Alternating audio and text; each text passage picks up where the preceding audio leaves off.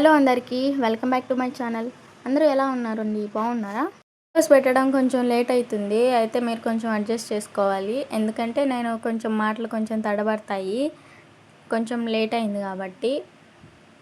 కంటిన్యూగా పెడుతూ ఉంటే వాయిస్ ఓవర్ ఇస్తూ ఉంటే కొంచెం బాగానే వస్తాయి. కానీ నేను కొంచెం గ్యాప్ తీసుకుంటున్నాను కదా! సో అందువల్ల నాకు కొంచెం ఇంకా ఇవాళ అయితే నేను పొద్దున సేమియాలు పాయసం చేద్దామని అనుకున్నా. అంటే నేను అనుకోలేదు. మా మామ అయితే బెల్లం పాయసం తినాలనిపిస్తుంది అనేసి ఒక 4 డేస్ నుంచి అయితే అడుగుతా ఉన్నాడు. నేను ఇదివరకు చేసిన చెప్పిన వెంటనే మరుసటి రోజు. కాకపోతే నాకు ఆ రోజు నేను పాలేసి చేసిన. నవీన్‌కి పాలంటే ఇష్టమంట. అంటే పాలు వేసి చేస్తారు కదా బెల్లం పాయసం అలా. ఇంకా మా మామ అయితే అట్లా వద్దు నార్మల్‌గా పాలు లేకుండా అడిగాడనమాట.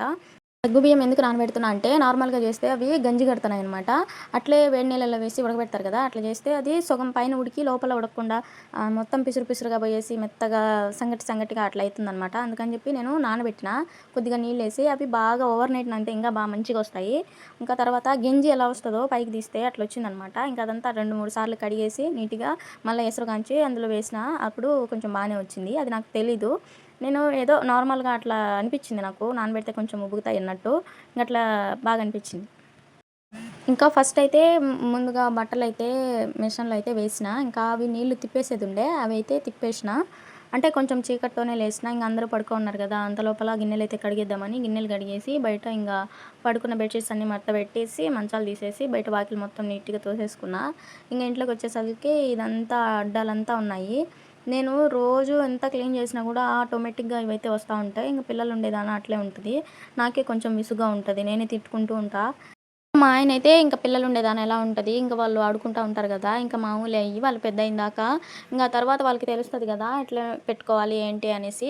ఇంక అప్పుడైతే నీకంతగా పని ఉండదులే అనుకుంటాడు. అది గూడా నిజమే. కాకపోతే ఇంక పొద్దున లేసిండుంచి ఇంకా వంట, ఇంకా వాకిలి దూయడం, ఇవన్నీ ఎగబెట్టుకోవడం, ఇంగ నైట్ ఇంగ మళ్ళీ దోసుకోవడం, మళ్ళీ కడగటం, ఇంకా మార్నింగ్ సేమ్ రొటీన్‌గా ఉంటది బోరింగ్‌గా. ఈ సిరప్స్ అయితే మాత్రానికి యాడికెళ్ళొస్తాయో ఏమో గానీ, ముందైతే హెవీగా ఇద్దరికి ఒకరికి పోతే ఒకరికి బాలేకుండా వస్తుండే. అప్పుడైతే దండిగా ఉన్నాయి. అవన్నీ ఒక బాక్స్‌లో పెట్టుకుంటా ఉండేదాన్ని. ఇప్పుడైతే మరి అంత బాగలేకుండా ఏం లేదు. ఎప్పుడన్నా ఒకసారొస్తది. అయినా కూడా ఈ సిరపులు మాత్రానికి మా ఇంట్లో తగ్గడంలా. సర్దినప్పుడల్లా బాగా డబ్బాలు 10, 15 డబ్బాలు వాడేస్తా ఉంటా నేను. అయితే ఇక్కడ ఇల్లు తోసేటప్పుడు, వీడియో తీసుకునేటప్పుడు నాకంతగా అనిపియలేదు గానీ, నేను వాయిస్ ఓవర్ ఇచ్చేటప్పుడు మాత్రానికి నాకు డౌటొచ్చిందొకటి. అదేంటంటే, నార్మల్‌గా ఇల్లులో అంతా ఒకటేగా ఉంటాయి. ఇంకా పెయింట్ అయితే వేపిచ్చినాం. అంటే కలర్ గాదు. మామూలుగా సున్నం కొట్టిచ్చినాం. ఇంట్లో బండలు వేపిచ్చినాము. ఇంకా కబోర్డ్స్ ఒక్కటి పెండింగ్ ఉన్నాయి. అయినా గూడా కొంచెం బానే కనిపిస్తది ఇల్లు. కానీ ఇదెందుకో మాత్రానికి ఆల్మోస్ట్ ఆల్ ఖర్చయితే అవుతా ఉంది. కానీ ఇంటి పని మాత్రానికి తరగట్లేదు. నాకెందుకొచ్చిందంటే, నేను స్టోరీ జూసేటప్పుడు ఒక ఇల్లు జూసినా అనమాట. అంటే మాకు తెలిసిన వాళ్ళదే. సేమ్ ఇదే టైప్‌లోనే ఉంది. కాకపోతే వాళ్ళది, మాది ఒకటేగా పని జేపించినాం. అయితే వాళ్ళ ఇల్లు స్టోరీలో ఒక బాబు ఫోటో గోడ దగ్గర ఇట్లా సైడ్ పెట్టించినప్పుడు చూసేదానికి బావుంది.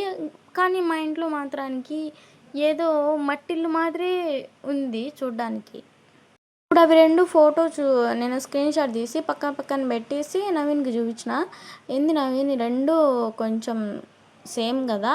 మరి ఇలా ఎందుకుంది" అనంటే తనకు గూడా అర్థం లేదనమాట. నవ్వినాడు.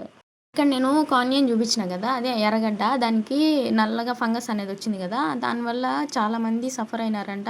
చనిపోవడం గూడా జరిగింది. న్యూస్‌లో వచ్చింది. కాకపోతే నేను ఇదివరకి నా చిన్నప్పటి నుంచి గూడా అట్లా ఫంగస్ రావడం ఎక్కువ ఆనియన్స్‌కి నేనెప్పుడు చూడలేదు. ఇక 1, 2 ఇయర్స్ ఈ మధ్య నుంచే చూస్తున్నా. మరి అంతగా రావడం. ఇంకా మనం అసలే మిడిల్ క్లాస్ వాళ్ళము. ఆ ఎర్రగడ్డకి అంత ఫంగస్ ఉంటే మామూలుగా కడిగితే పోతదనుకుంటారు. కానీ అది పోదంట. దాని పైన ఫంగస్ అలానే ఉంటుంది అనని న్యూస్‌లో జెప్పినారు. ఇంకా ప్రతి ఒక్క ఆనియన్‌కి ఆ మాదిర ఉన్నప్పుడు మనం పడేయాలంటే బుద్ధి పుట్టదు గదా! కాకపోతే హెల్త్ పరంగా గూడా కొంచెం చూసుకోవాలి. బట్ అదంతా దేవుని దయ. ఎవరికెలా రాసిపెట్టుంటదో తెలీదు. ఈరోజైతే పొద్దున సేమియా ఉప్మా అయితే చేసిన. నార్మల్‌గా అయితే చట్నీ చేసి రవ్వ ఉప్మా చేస్తే పిల్లలు బాగా తింటారు. కానీ నేను అదేందో వీడియో తీసుకున్నప్పుడే ఆ రవ్వ ఉప్మా ఉంటది. అండ్ డైలీ రవ్వ ఉప్మానే తింటారా అనుకుంటారేమో అనేసి ఇప్పుడు చేంజ్ చేసిన సేమియా. ఇది కూడా తిన్నారు బానే. మధ్యాహ్నం కర్రీ కోసం అని చెప్పేసి సొరకాయ అయితే కోస్తా ఉన్నా. దీంట్లో కొద్దిగా ఒట్టి ముక్కలు అయితే వేసిన. ఇంకా సొరకాయ పచ్చడి తెలుసా మీకు? నాకైతే తెలీదు. పెళ్లి చేసుకున్న తర్వాత ఇక్కడ మా అత్త అయితే ఒకసారి చేసింది. అప్పుడే నాకు తెలుసు సొరకాయ పచ్చడి కూడా చేస్తారు అని.